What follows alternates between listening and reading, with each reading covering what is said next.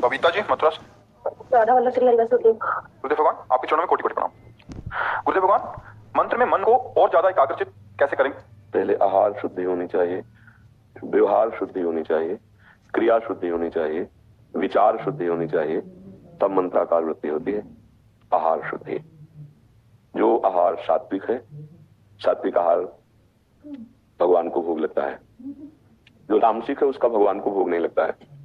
जैसे लाल मिर्च आदि से बहुत बने हुए पदार्थ या जो सड़ा करके पदार्थ बनाए जाते हैं, जैसे बाजार की सामग्रियां हैं, कल बनी हुई आज बिक रही हुई, इनमें तमोगुण की प्रधानता हो जाती है। आजकल जैसे ये ब्रेड और बहुत चीजें ऐसी बाजार की लेकर खाई जाती हैं, ये भजन में बाधा पहुंचाते हैं, भजन में रुचि नहीं। सात्विक अपनी रसोई में अपने भगवान के लिए भावना करके जब हम दाल रोटी सब्जी, अगर आपको बाल भोग करना है तो एक पराठा बना लीजिए, एक नमक से पा लीजिए। लेकिन बाजार की चीजें, जैसे अगर भजन में मंत्राकार वृत्ति करनी, ये बाहर के गोलगप्पा खा करके, बाहर की सामग्रियां पा करके चित्त वृत्ति रजोगुणी होती, भजन में नहीं लगती। कौन कहाँ कैसे किस विचार से बनाता है। तो पहले आहार शुद्धि। अगर हमारा आहार शुद्ध है और अल्पाहार, जितने में हमारा आधा पेट भर जाए उतना भोजन, आधे पेट में जल और वायु के लिए छोड़ दें, फिर दोबारा पाले 6 घंटे बाद, 8 घंटे बाद। लेकिन इतना आहार ना ले ले कि हमारा चिंतन पेट का ही हो, वजन इतना बढ़ जाए कि हमारा सांसारिक चिंतन होने लगे, भगवत चिंतन छूट जाए। ये अनुभव की बात है। अगर अच्छे अच्छे पदार्थों को भरपेट पा लिया है तो भजन में रुचि नहीं होगी। भोजन जो रुचिकर लगा तो भजन में रुचि नहीं होगी। ये पक्का सिद्धांत है।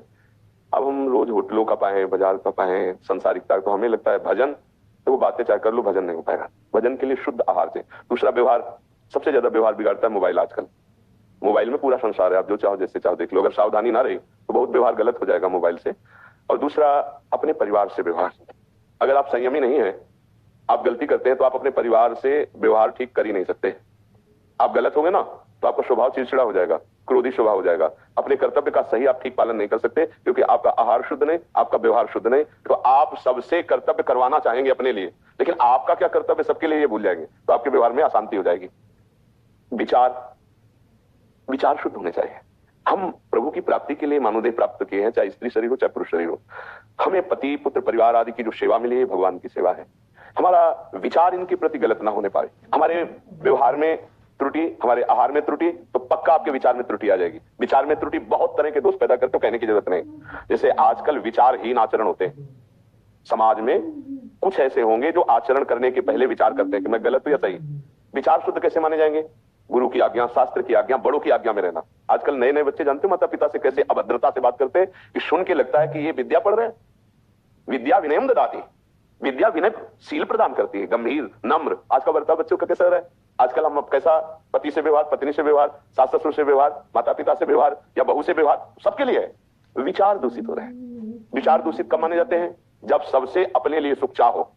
विचार पवित्र कब माने जाते हैं? जब हमारे विचारों में सबको सुख देने की बात हो, अपने कर्तव्य के अनुसार, धर्म के अनुसार। तो जिसका आहार शुद्ध, व्यवहार शुद्ध, विचार शुद्ध, वही मंत्राकार वृत्ति भगवान की कर सकता है। अगर ये तीनों अशुद्ध हैं तो माला भले चले, मंत्र में मन नहीं टिकेगा।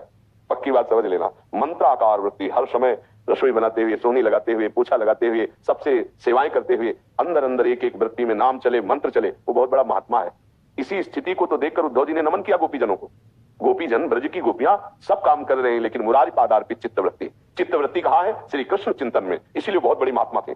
तो चाहे स्त्री शरीर हो या पुरुष, चित्त की वृत्ति भगवदाकार वो कब होगी? जब हमारा भोजन शुद्ध होगा, हमारा व्यवहार शुद्ध होगा, हमारा विचार शुद्ध होगा, तब हमारे अंदर नाम और मंत्र चलेगा। अब इस पर देख लिया जाए, इसको सुधार किया जाए तो नाम मंत्र में और गाढ़ अवस्था आएगी।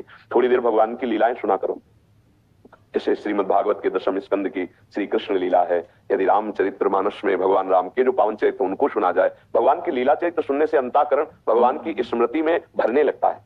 और भगवान की लीला चरित्र और कहीं ना जाके सुनो तो अपने घर में पढ़ सकते हो। अगर पढ़े हो तो हिंदी से आते हैं, भगवान को ही भगवान की लीला चरित्र सुना रहे हैं। एक अध्याय भागवत का सुना दिया, 2-4 श्लोकों का अर्थ गीता जी का भगवान, और उसी का मनन किया। इससे जैसे हम पात्र को मंजना से मांजते हैं ना, उसकी गंदगी दूर होती है। ऐसे ही जब हम भगवत चर्चा सुनते हैं और उसका मनन करते हैं, आज सत्संग में क्या कहा गया, आज ये मनन, तो ये मन को मांजता है, मन को पवित्र करता है। और पवित्र मन ही भगवदाकार होता है। अपवित्र मन भगवान में नहीं लगता है। पापवंत कर सहज स्वभाव भजन मूर्ते भावन। जो निर्मल हृदय है उसमें निरंतर मंत्र चलता है। जितना मंत्र में रुकावट होगी उतना ही मन में मलिनता है, उसी को दूर करना है। तो हम सत्संग सुने, भगवत लीला गुणानुवाद गायन करें और अपने आचरण पवित्र रखें, अपना भोजन संयमित और पवित्र रखें और अपने विचारों को दूसरों के सुख चिंतन में लगावें। जैसे संत जन हैं, तो उनका हर समय विचार बना रहता है हमारी समाज कैसे मंगलमय, जो वास्तविक संत है कैसे इनका कल्याण हो, कैसे सुखी हो, वही विचार करके खोज खोज करके शास्त्रों से बात लाके वही सत्संग में सुनाते हैं, वही एकांतिक में उत्तर हो रहा है। तुम्हारा मंगल कैसे हो, ऐसे ही तुम सोचो। तुम्हारा मंगल तभी होगा जब तो दूसरों का मंगल, पर हित सरिस धर्म नहीं भाई। अगर दूसरे के सुख के लिए सोचा, हमें और दूसरे के सुख के सोचने की जगह ना हो तो अपने परिवार के सुख के, अपना बेटा, अपना पति, अपने सास ससुर, अपने परिवार को कैसे हम भगवत स्वरूप मानकर इनको सुख पहुंचाएं, कैसे इनकी सेवा बने, अभी आनंद आने लगेगा। हर व्यक्ति का एक अंदर से स्वभाव बन चुका है तो मुझे सुख, लेकिन तुम्हारा कर्तव्य क्या है वो भूल गए, तो कलह हो रही है, अशांति हो रही है, नहीं हो रही, बैर हो रहा है। अगर अपने कर्तव्य का पालन करें हम, तो दूसरा अपने आप हमारे प्रभाव से अपने कर्तव्य का पालन करेगा। हम अपने कर्तव्य को पालन नहीं करना चाहते और आपसे कर्तव्य पालन कराना चाहते, ऐसा कभी नहीं हो सकता। पहले हम सुधरे, हम अपने कर्तव्य का पालन करें, तो फिर हमारे जो आसपास है वो अपने कर्तव्य का पालन करने लगेंगे। तो भजन के लिए ये बहुत जरूरी है, चरित्र का पावन होना, व्यवहार का पावन होना, आहार का पावन होना, विचार का पावन होना, तब भजन की परिपक्व अवस्था आ जाती है। इन पर ढूंढ लो, कोई जहां दोष हो उनको हटा दिया जाए भगवान के नाम बल से, और निरंतर नाम में प्रियता बढ़ती रहे, ऐसी प्रार्थना प्रभु से करते रहे। गुरुदेव भगवान, हम मंत्र की 11 माला पे करते हैं, पर जैसे आप बोलते हो कि मंत्र लिखते हैं ना पहली बार में, तो 1 या 2 माला पे लिखने में और उसको पढ़ने में और अंदर मनन करते हैं, उसके बाद फिर दूसरे में उसको बस पढ़ना ही अच्छा लगता है, उसके बाद भगवान आपके श्री चरणों में या राधा वल्लभ जी के श्री चरणों में पूरे मन लगता है फिर पूरे टाइम। कोई बात नहीं, एक ही बात है, पर जो लिखने की प्रक्रिया उससे मन वशीभूत होता है, वो ज्यादा टिकेगा नहीं, इसमें उसको परेशानी महसूस होगी ना, तो थोड़ा थोड़ा अभ्यास बढ़ाओ। आज 100 बार किया तो कल 110 बार, फिर 120 बार, उसको प्यार से धीरे धीरे। तो जैसे इसका अभ्यास जो मंत्राकार वृत्ति करते हैं, तो माला नहीं चल रहा है पर वो दिमाग में चल रहा है बार बार, जैसे राधा, बार बार राधा राधा, अब आपसे बात कर रहे हैं, सब कर रहे हैं, लेकिन दिमाग में घूम रहा है राधा राधा राधा राधा। वो पश्यंती वाणी, वैखरी वाणी राधा राधा, मध्यमा वाणी गले से, पश्यंती वाणी हृदय से, बात कर रहे हैं पश्यंती, उसको देखते हुए बात कर रहे हैं।